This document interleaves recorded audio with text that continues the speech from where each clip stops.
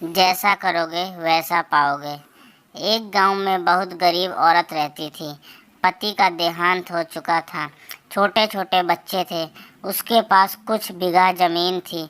उसी में सब्जियां व फलों को उगाती और उसका बेटा उसे बेचने के लिए शहर में जाया करता था।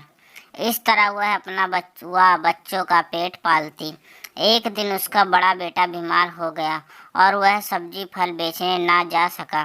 तो वह औरत सब्जी व फल के आधे आधे किलो के पैकेट बनाकर शहर की तरफ बेचने चल पड़ी और रोज वाली दुकान पहुंच गई। हर पैकेट का वजन आधा किलो का था। दुकानदार ने सामान ले लिया और हमेशा की तरह बदले में आटा, तेल, शक्कर, चाय पत्ती, चावल आदि उसे दे दिया।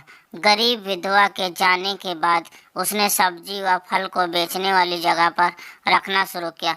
रखते रखते उसे विचार आया कि क्यों न इन सब का वजन करके देखूं। उसने एक पैकेट का वजन किया तो 400 ग्राम निकला। सोचा शायद गलती से कम हो गया होगा। दूसरा तौला, वह भी उतना ही निकला। अब एक के बाद एक वजन करने पर हर पैकेट का वजन 400 ग्राम ही निकला। उसे आश्चर्य और हैरानी भी होने लगी तथा साथ ही साथ उसे उस औरत पर भयंकर गुस्सा आने लगा। अगले दिन फिर वह विधवा सब्जी और फल लेकर दुकान पहुंचती और दुकानदार को दूसरे सामान की लिस्ट थमा दी। दुकान वाला एकदम से भड़कता हुआ गुस्से से उस गरीब से बोला कि चली जाओ मेरी दुकान से, मुझे तुम्हारे से कोई लेन देन नहीं करना है।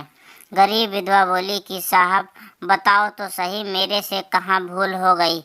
वह चिल्लाता हुआ बोला कि चोरी ऊपर से सीना जोरी, हमेशा 500 ग्राम की जगह 400 ग्राम का पैकेट पकड़ा देती हो।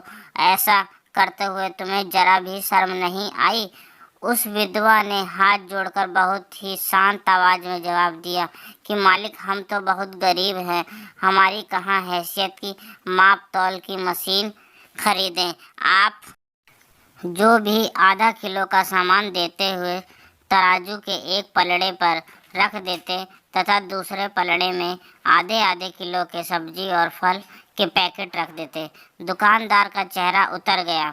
उसके पास कहने को कुछ भी नहीं बचा था। खुद पर शर्म आ रही थी।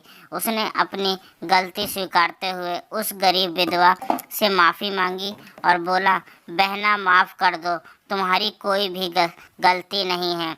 सच है कि जो हम देंगे वही हमारे पास वापस लौट कर आएगा, चाहे वह इज्जत हो या मान सम्मान या अपमान, चाहे धोखा हो या निंदा।